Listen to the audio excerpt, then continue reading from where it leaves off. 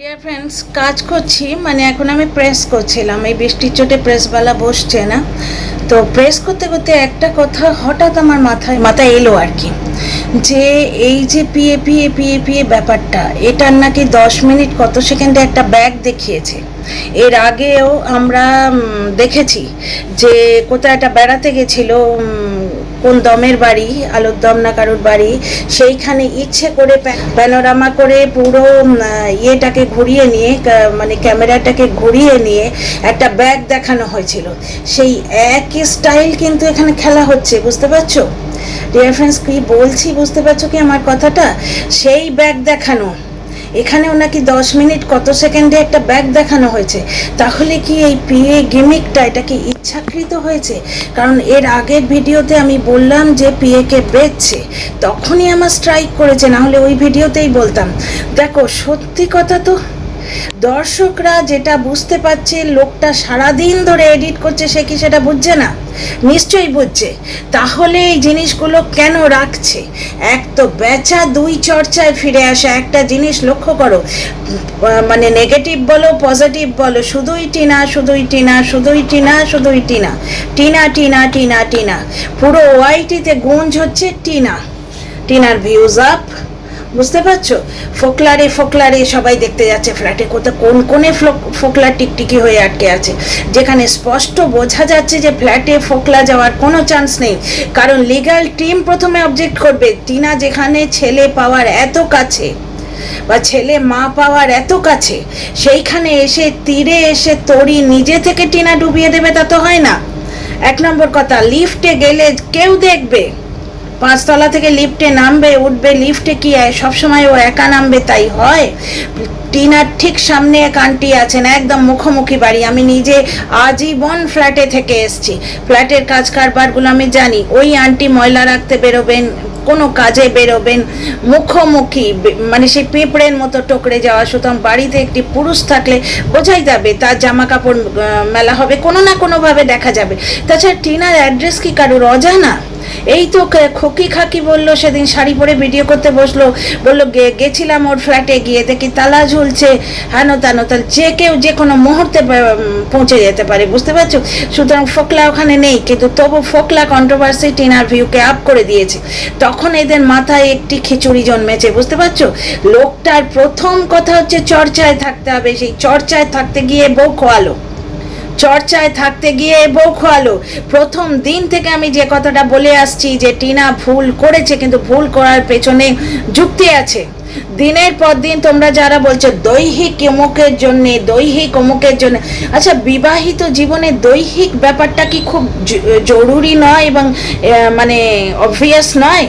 ফুলসজ্জা ব্যাপারটা তো ঢাক ঢোল পিটিয়ে দুই পক্ষের গার্জেনরাই তো অ্যারেঞ্জ করে, নাকি? কোনো ছেলে ধরো রাত্রিরে মদ খেয়ে বসে রইল ফুলসজ্জার রাতে, এমা তুই ফুলসজ্জার রাতেও মদ খাচ্ছিস? কি আমরা বলি না, ফুলসজ্জার রাতেও তুই মদ খেয়েছিস, মানে ফুলসজ্জার রাতটা অত্যন্ত ইম্পর্টেন্ট। কোনো ছেলে যদি কোনো কাজে বাইরে চলে যেতে বাধ্য হয়, তার বাবা মা, এমনকি ভালো বাবা মা হলে, মানে নিজের বাবা মা, মেয়েটির শ্বশুর শাশুড়ি, তারাই অবজেক্ট করে যে ফুলসজ্জার রাতে অন্তত বাইরের দিন থাকিস না। তাহলে কি দৈহিক ব্যাপারটা কি ইম্পর্টেন্ট নয়? তাহলে প্রথম দিন থেকে আমি কি বলতাম যে এই লোকটার হয় অন্য কেউ আছে, অন্য কোথাও এর প্রয়োজনটা মিটে যাচ্ছে, নয়তো এ শারীরিকভাবে অসুস্থ। তো শারীরিকভাবে অসুস্থ যখন নয় জানা যাচ্ছে, তার মানে এর প্রয়োজনটা আছে, যেটা এই পিএকে সাপোর্ট করে অন্য লোকেরা বলেছে, আসানসোলকে সাপোর্ট করেও বলেছে যে সে পুরুষ মানুষ, তার অমুকটা পুরুষত্বটা জেগে উঠেছে, হেন তেন। তা ভাই, টিনা যখন ওখানে থাকতো, শাশুড়ি পাশে শুতো, একটা ব্লগে আমি দেখেছি টিনা বিছানায় বসে ব্লগটা শুরু করেছিল, ছেলে শুয়ে আছে, মানে বলতে গেলে এই অল্প পরিসর জায়গা, এইটুকু জায়গার মধ্যে মাঝখানে ছেলে, শাশুড়ি অগরে ঘুমোচ্ছে, কোলের কাছে ছেলে ঘুমোচ্ছে, টিনা তার পাশে ঘুমন্ত অবস্থা। টিনার অভ্যেস আছে এক এক সময় এক একভাবে ভিডিও শুরু করা, তো ওইখানে বসে, মানে ইয়ের মধ্যে, মশারির মধ্যে বসে ভিডিওটা শুরু করেছে, সেখানে স্পষ্ট দেখা যাচ্ছে। তা ভাই, এই পুরুষত্ব যখন দিনের পর দিন মা ওদের সঙ্গে বিছানায় শুতো, তখন লোকটার কোথায় ছিল?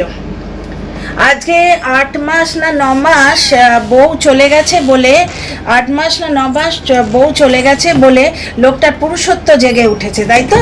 তাই জন্য আসানসোলকে সাপোর্ট করা হচ্ছে, তাই জন্য নানা রকম জিনিসকে সাপোর্ট করা হচ্ছে। কিন্তু ব্যাপারটা হচ্ছে এই পুরুষত্ব 5 বছর কোথায় ছিল ভাই? 5টা বছর কোথায় ছিল? ওই লোকটা নিজের মুখে বলেছে, মিঠুন দা বলেছেন নাকি যে আমি এসে তোর মাকে নিয়ে গেছি তাই তোদের ছেলে হয়েছে। বৈবাহিক সম্পর্কে কি শারীরিক ব্যাপারটা ইম্পর্টেন্ট নয়?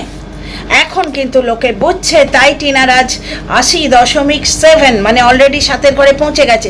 এই তো সেদিন 80,000 হলো, আরও 700 অলরেডি হয়ে গেছে সাবস্ক্রাইবার। তারা কিন্তু ইয়েটা বুঝছেন, ইকুয়েশনটা বুঝছেন, ভুলের কারণটা বুঝছেন। হ্যাঁ, ওই শাশুড়ি সোয়াই শুধু ভুলের কারণ তা নয়, কারণ দেহর ব্যাপারটা আসে মন থেকে। তা না হলে ফুলসজ্জার রাতে যখন হাজব্যান্ড হাত ধরে তখন সেটা ভালো লাগে, সেটা রোমান্টিক। কিন্তু রাস্তায় ঘাটে কেউ হাত ধরলে উল্টে আমরা চাঁটা মারি, সেটা রেপ হয়ে যায়। একটা ফুলসজ্জা আর একটা ধর্ষণ কেন হয়?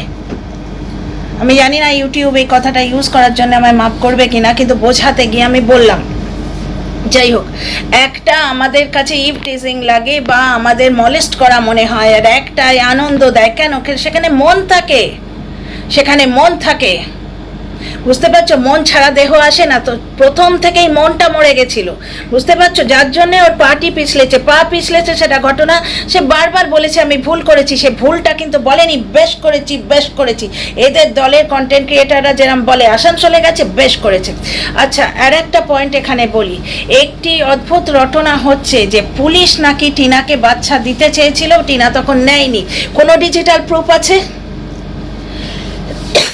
কোনো ডিজিটাল প্রুফ আছে? কোনো কন্টেন্ট ক্রিয়েটার হয়তো রটিয়েছে, আমি জানি না, কিন্তু কোথাও কোনো প্রুফ আছে? কিন্তু টিনা যে তাহিরপুর থানায় বসেছিল, টিনা যে মেজবাবুকে বলেছিল, এই কথাটা প্রুফ রয়েছে। মেজবাবু যে টিনাকে বলেছিলেন যে আপনি যদি এখনই চান আমি ওই লোকটাকে এক্ষুনি তুলে আনবো, কথাটা প্রুফ রয়েছে। তাহিরপুর থানায় রিকভারি ভিডিওতে টিনা সেম কথা রিপিট করেছে যে মা মনে আছে এই থানায় আমি সারা রাত বসেছিলাম, থানায় দাঁড়িয়ে একটি মেয়ে বলছে। তাছাড়া মার্ডার অ্যালিগেশনের যে video, mind it, murder allegation, murder করেছে আমি বলছি না, অ্যালিগেশন, সেটা কে করেছে? তার স্ত্রী করেছে, আমি করিনি। আমি জাস্ট পয়েন্ট আউট করছি। সেই ভিডিওতে টিনা যখন বলেছিল তার কোনো প্রতিবাদ হয়নি, সে ওপেন ইয়েতে বলেছিল সোশ্যাল মিডিয়ায় এসে, তার শুধু একটা ব্যাগ হয়েছিল, বুঝতে পারছো? তাহলে টিনা যে মানে বাচ্চা নেয়নি, পুলিশ তাকে দিতে গেছিল, এই কথাটা সম্পূর্ণ ফেক। এটা কেমন মা বলতে পারে যাতে, যার জন্য রটানো হয়েছে। আচ্ছা, এই গিমিকটার কথায় আবার ফিরে আসি। এই লোকটা চর্চায় থাকতে গিয়ে ছেলে কেড়ে নিয়েছিল মার থেকে, তার শাস্তি কিরম পাচ্ছে দেখছো তো?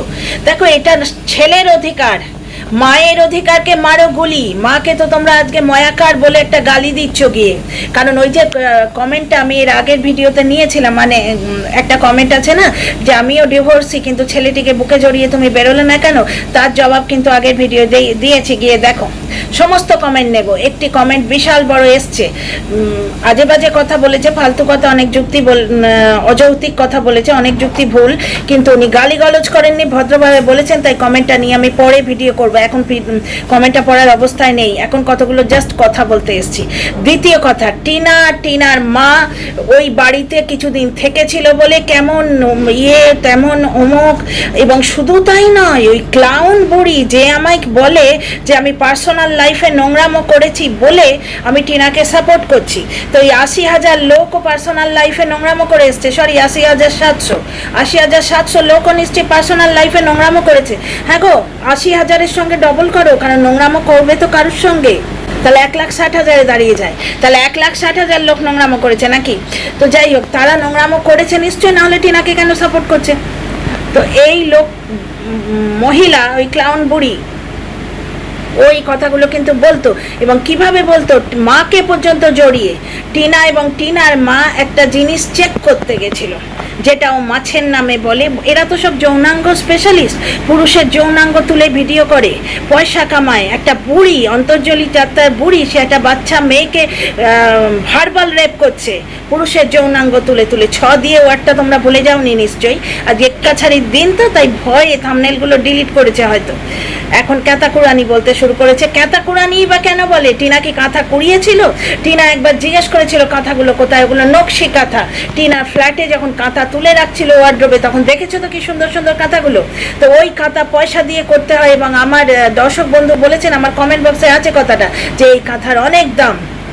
তো একটা মধ্যবিত্ত ফ্যামিলিতে যেখানে গিফট আসে না, যেখানে 60,000 টাকার না 90,000 খাট এমনি এমনি চলে আসে না, সেই বাড়িতে টাকার দাম আছে, hard earn money. Government employee হওয়া সত্ত্বেও ওর বাবা বাদাম বেচেন দুটো পয়সার জন্যে, সেটা তো দেখেছো। তাহলে সেই বাড়ির মেয়েকে দেয়া নকশি কাঁথা সে জাস্ট জিজ্ঞেস করেছে যে কাঁথাগুলো কোথায়, তাতে তাকে বলছে ক্যাতা কুড়ানি। আমরা কিন্তু কোনো কথা বলিনি।